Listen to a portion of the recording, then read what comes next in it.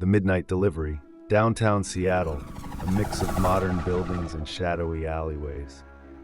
Most of the action happens at night, enhancing the suspenseful atmosphere. Sarah is working late at her desk, surrounded by stacks of newspapers, clippings, and her laptop. Sarah Miller, a journalist with a nose for trouble, had no idea that tonight she was about to uncover a story that would change her life forever.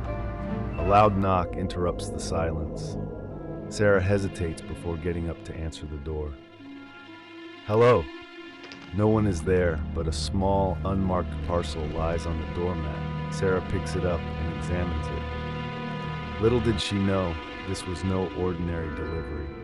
Sarah closes the door and places the parcel on her desk. She carefully opens it, revealing an old, weathered journal with a single name on the inside cover, Mr. Grant. Mr. Grant, the postal worker who retired years ago? What on earth? Sarah flips through the journal, finding detailed entries about undelivered letters, strange addresses, and suspicious activities. Mr. Grant's journal held secrets that were never meant to be discovered. Sarah's eyes scanned the pages meticulously, each word painting a picture more enigmatic than the last.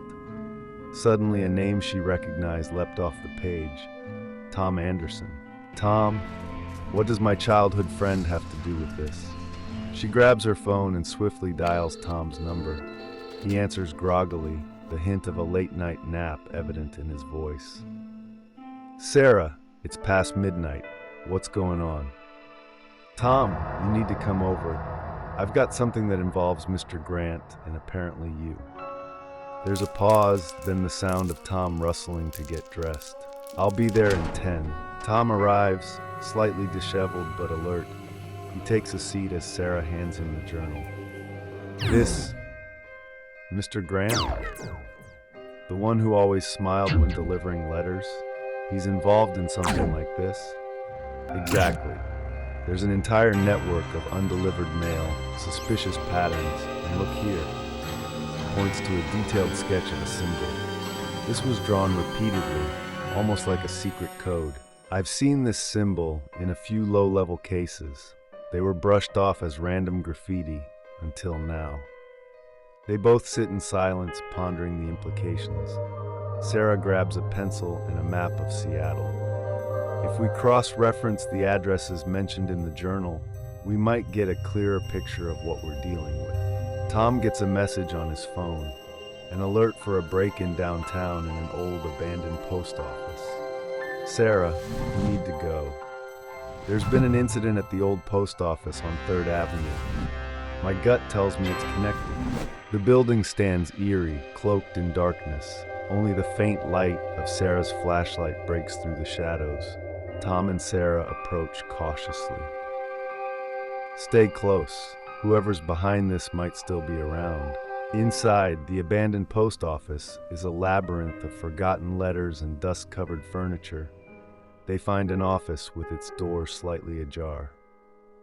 Look at this. On the desk lies another parcel, similar to the one Sarah received, but this time it's addressed to the stranger. They open it to find a set of old rusty keys and a note with coordinates.